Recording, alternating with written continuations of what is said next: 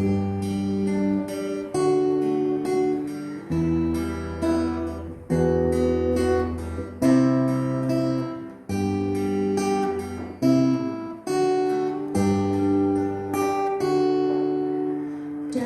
semula telah kau tetapkan hidupku dalam tanganmu, dalam rencanamu Tuhan. Rencana indah telah kau siapkan bagi masa depanku yang penuh harapan. Semua baik, apa yang telah kau perbuat di dalam hidupku. Semua baik, sungguh teramat baik. Kau jadikan hidupku berarti.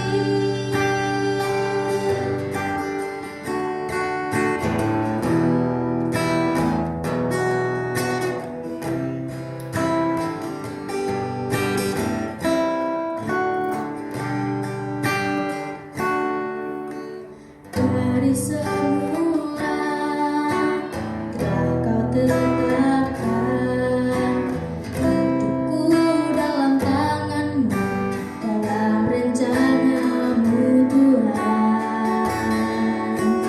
Rencana indah telah kau siapkan bagi masa depanku yang penuh harapan. Semua baik, apa yang telah kau perbuat di dalam hidupku. Semua baik, sungguh teramat baik. Kau jadikan hidupku berarti.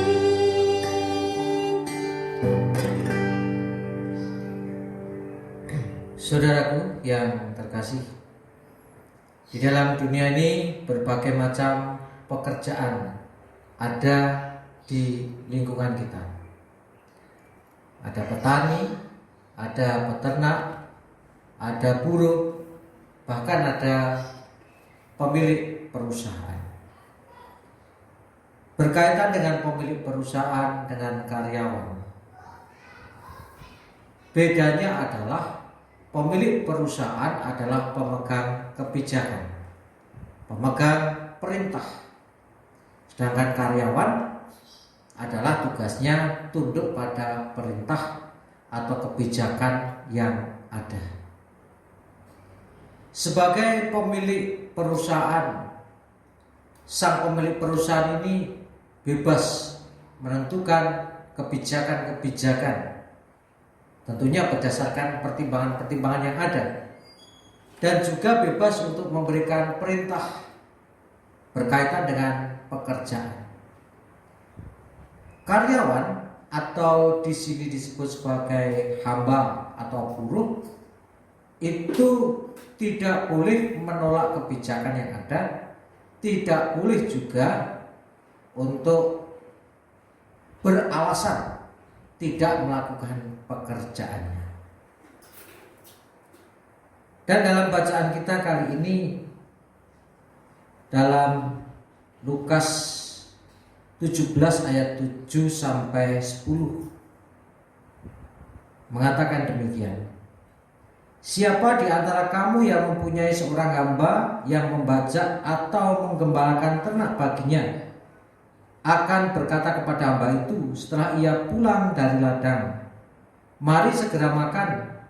Bukankah sebaliknya ia berkata kepada hamba itu, sediakanlah makananku, ikatlah pinggangmu dan layanilah aku sampai selesai aku makan dan minum.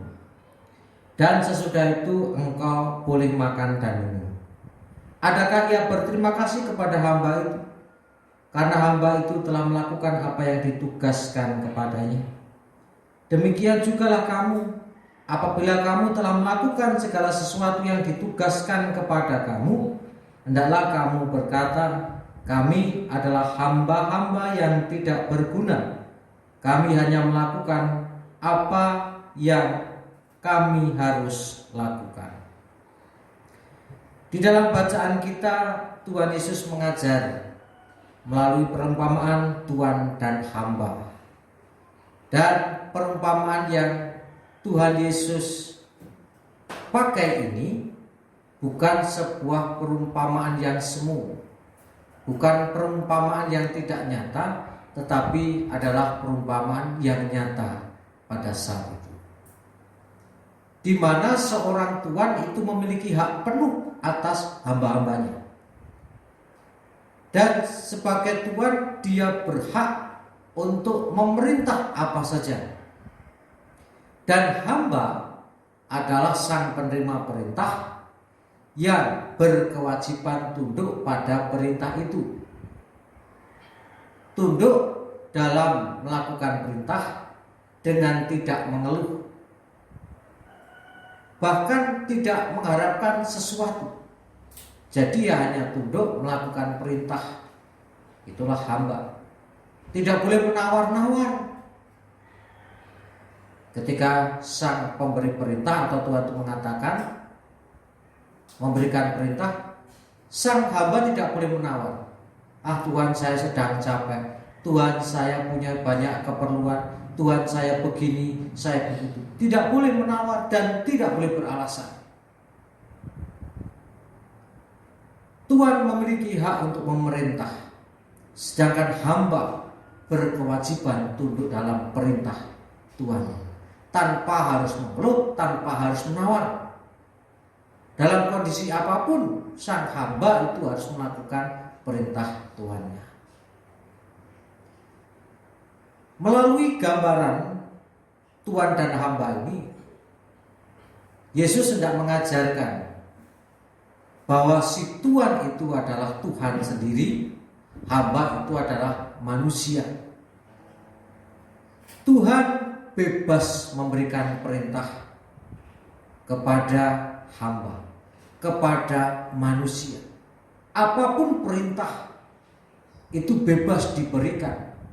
Dan tentunya Tuhan akan memberikan perintah yang bukan berdasarkan semau Tuhan sendiri, tetapi perintah yang Tuhan berikan berdasarkan atas hikmat dan kebijaksanaan Tuhan.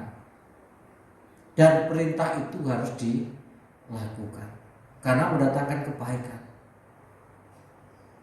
Ketika hamba atau manusia menerima perintah, tidak ada alasan satupun yang dapat menawar perintah itu, atau tidak ada satu alasan pun yang dapat menjadikan hamba itu bebas dari perintah. Tuhan memiliki hak memerintah, kita sebagai manusia berkewajiban untuk menjalankan perintah dalam kondisi apapun juga tanpa mengeluh. Bahkan ketika menjalankan perintah, dikatakan dalam ayat yang ke-10, demikianlah juga lah kamu, apabila kamu telah melakukan segala sesuatu yang ditugaskan kepada kamu, hendaklah kamu berkata, kami adalah hamba-hamba yang tidak berguna. Kami hanya melakukan apa yang kami harus lakukan.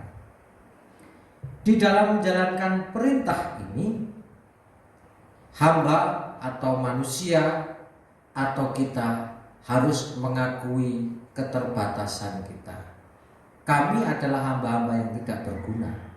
Tidak berguna di sini hendak menunjukkan bahwa apa yang kita lakukan masih dalam kategori yang terbatas.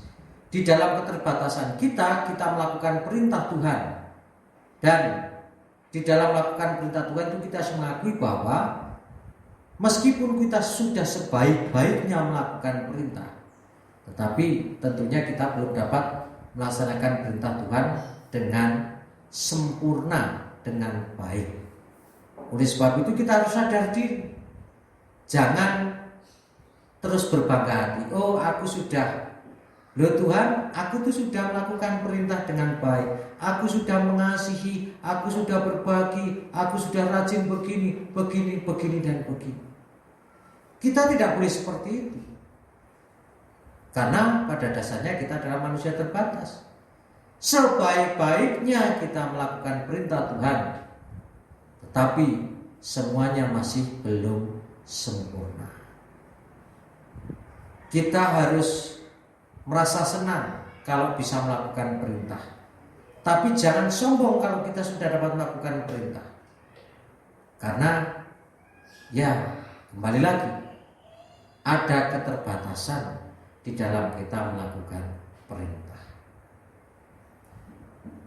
Dan keterbatasan itu memang tidak bisa dijadikan alasan.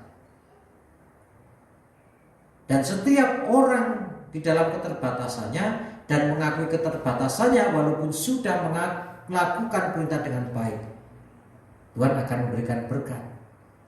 Seperti itu tadi, engkau harus melayani aku. Dalam perumpamaan tadi, Sang Tuhan mengatakan, engkau harus melayani aku ini, itu. Setelah engkau selesai, baru kamu mendapatkan hak kamu boleh makan.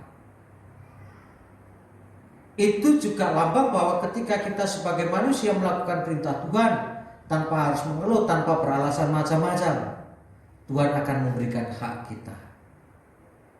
Tuhan akan memberikan berkat ya menurut waktu yang diberikan Tuhan. Kadang sebagai manusia kita sudah merasa baik. Wah, aku sudah merasa baik, rajin ke gereja, rajin berpelayanan, dengan siapa-siapa melakukan kebaikan. Oh, aku ini sudah baik.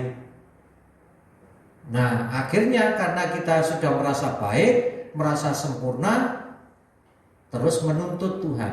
Tuhan, saya ini sudah baik, saya ini rajin ke gereja, saya sudah berpelayanan, saya sudah menjadi saluran berkat.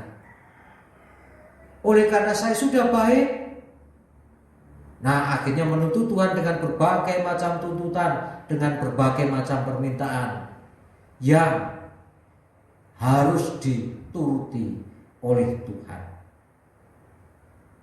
Kita tidak boleh seperti itu. Hamba adalah ya hanya taat, tanpa harus mengeluh, tanpa harus menuntut. Kenapa kita tidak boleh menuntut? Karena Tuhan sudah memberikan berkatnya kepada kita tepat pada waktunya. Mari jadilah hamba-hamba Tuhan yang baik. Mari terus taat, tanpa mengeluh, tanpa beralasan apapun, tanpa menuntut. Karena kewajiban kita hanya patuh, dan kepatuhan itu akan mendatangkan berkat. Tuhan Yesus memberkati.